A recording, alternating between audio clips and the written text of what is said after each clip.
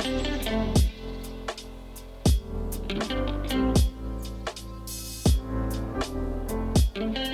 everyone, my name is Rosanna. If you haven't come across my channel before, I love talking about luxury fashion, shopping, fitness, makeup, and in the past as well, traveling. So I actually have a story time for you today about a time when I was in Venice, Italy and was robbed. I'm gonna cut right to it. This happened many years ago. But reflecting back, I feel like that experience really hit me hard, and it took me a lot of years to actually get over it fully, or even to trust more fully. So cutting right to the chase, I believe this was in 2018, and I actually in the past I've traveled a lot alone as a female, small Asian, like literally small. I'm 5'1", Asian, traveling by myself to a lot of different countries. I've always been super, super cautious. I'm one of those travelers that will wear my backpack in the front. I don't wear any flashy luxury goods almost ever, unless I'm with like family or if I'm traveling with someone else. But when I'm a solo traveler, I don't wear luxury goods. I actually leave all my jewelry at home, back in my home country, and I don't travel with it. And if anything, I just wear like a fake pair of studs or something, but nothing, I don't wear anything luxury. But for whatever reason, I used to, not anymore, and that's a top tip, used to travel with a lot of cash. So I used to always have, and I would go for long trips. So I would do maybe a couple of weeks to a month at a time, traveling by myself. And I would carry about anywhere from $1,000 to $3,000 in that local currency there. And some maybe just USD for easy conversion, but I would definitely carry quite a lot of cash on me. It just was really easy. For a lot of countries that I traveled to, cash was king, and it was the easiest to spend.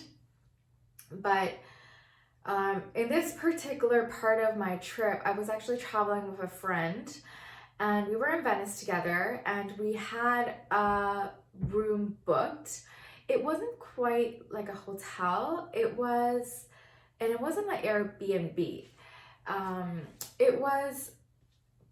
It was hosted by Expedia, but it was like a chain of apartments that was on Expedia, and the booking process was like a hotel. So anyways, that was the first time I kind of stayed in that kind of area, but it seemed really nice. We went to check in, and we got the address of the apartment. So it wasn't right next to the check-in. It was like a couple of blocks away, and it was just a security code to get in the door. So no keys or fob. It was just a security code.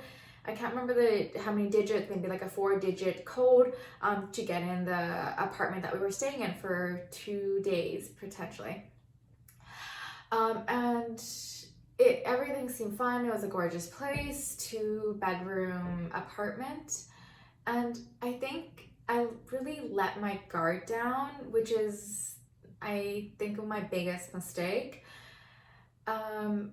Nothing to say with traveling with a partner or with a friend is bad in any sense, but for me, I've been traveling alone for so long that traveling with someone else, I don't know what came over me, but I just let my guard down.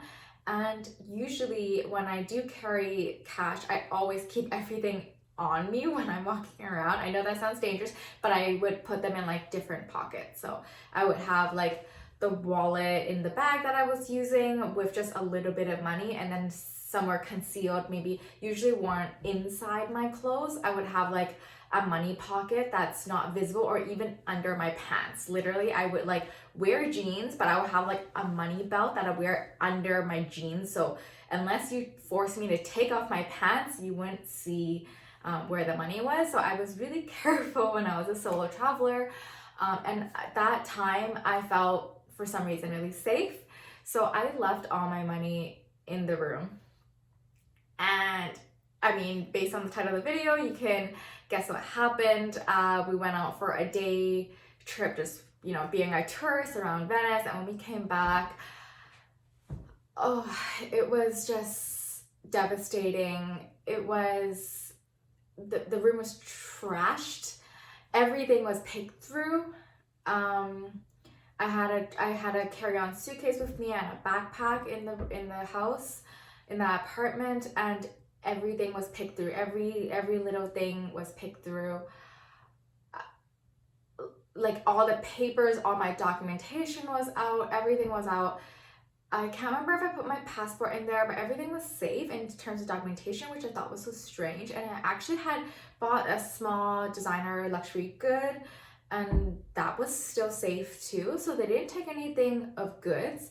There was also a laptop there, and they didn't take the laptop. The only thing they took, and they jackpot, they found all my cash that I had hidden in two different spots within my carry-on and my backpack. They found everything and they just took all the cash. I thought that was a little bit interesting, that like my small leather goods was still there and they only took the cash. I'm just guessing they didn't want the bother to carry something while they were heisting away, and like maybe it'll be difficult to sell. But regardless, that was about $2,000 of cash I lost, and I was devastated. I think that was just the first week of my like 3 or 4 week trip. And I mean, that was a bunch of money that I had saved up for the trip. That was all my spending money for the next few weeks, and that was all gone within the first 3 days. And I was just so devastated. I did not make the best out of it. This was a couple of years ago, and I was definitely more immature, and I would have definitely been on Santa's naughty list. But I was so devastated. I was so upset, and I was upset at my friend. I was upset about myself. I mean, there was nothing I could really do. And I still wonder to today how they really got in. I suspect they got in through the windows and we potentially didn't accidentally lock it. Because it was a ground floor, so they could easily have climbed in because there was no signs of breaking and entry.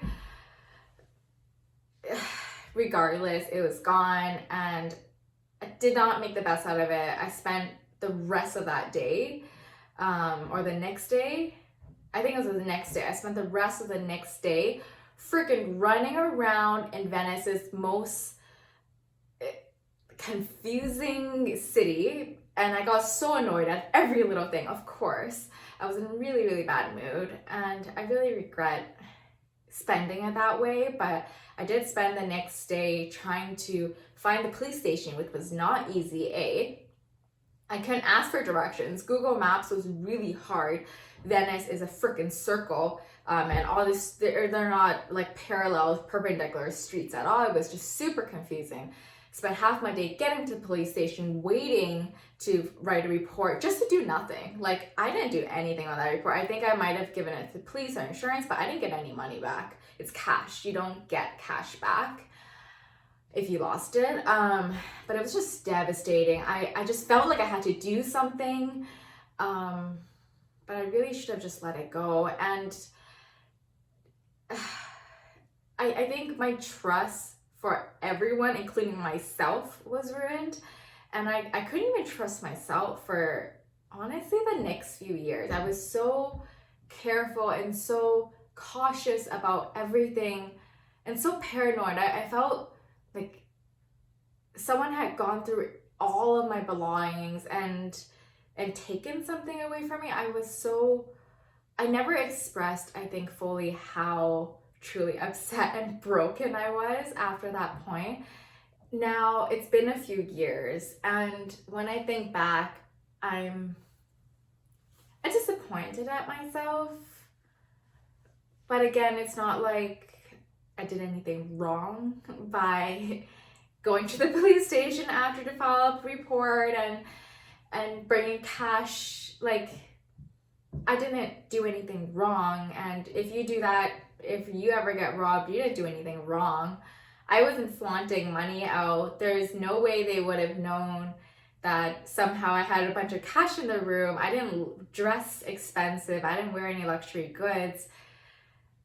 But I guess they realized that was maybe a tourist apartment, and they potentially knew that there was something in there that could be valuable. But I mean, I didn't do anything wrong. And I think for many years, and especially that year, I felt like I did something wrong. I felt really disappointed, and I blamed myself. I blamed everyone, really. Now, just for traveling, I don't bring any cash with me, basically. I have the max, like $300 at the max. I use my credit card for everything. I don't care about that conversion fee anymore. I pay with my credit card for every single transaction as possible. And if I need more cash, I just withdraw it with my credit card. And I just eat those couple, like 10, $20 worth of conversion fees or whatever it is. I don't care. I'd rather have $100, $200 of conversion fees rather than having that chance of losing a lot of cash. So I definitely don't bring a lot of cash with me anymore. I don't really spend much money. In most restaurants, and if you're buying something designer, luxury goods, they definitely take credit cards, and I think that's the best way to pay anyways. Especially if you have any cash back or miles back kind of reward cards. So my biggest takeaway that is a tip for traveling would definitely be don't bring so much cash. But the second really was, and now just thinking about it, is it's not your fault. It wasn't my fault. I can't blame myself. Of course I'm over it now. It's been a few years, but looking back, I didn't treat myself or others really nicely. I was so angry at the world. I was so angry that someone had violated my space and taken away something from me. I was so upset. But it wasn't my fault, and it wasn't anybody's fault. And that was just an unlucky encounter. I have sworn not to go back to Venice for this reason. But it is a lovely city. Would I go back? Still probably not. I still probably wouldn't go back. But because of that bad experience, and also it's really a tourist place. I think this has been the most prevalent in the last year or two, 2020, 2021, coming to 2022 now. We take mental health so seriously, and as we should. It is so important to us, men, women, every one of us. Mental health is so important. And I think that this wasn't taken as seriously in past years.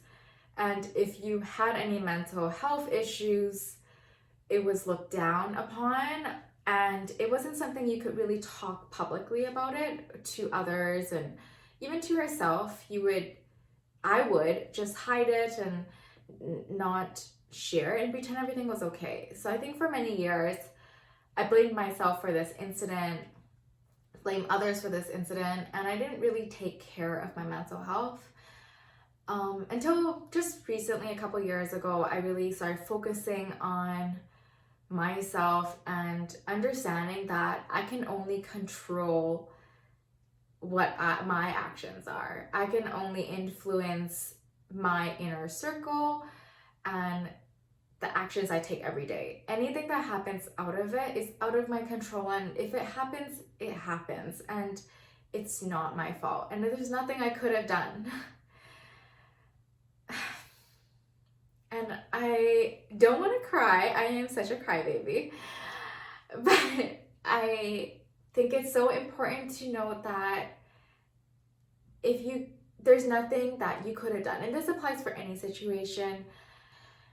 If it's something that's out of your control, out of your influence, just let it go. It's so hard to say, but don't blame yourself. Don't blame others. Just take the next step you need to move forward.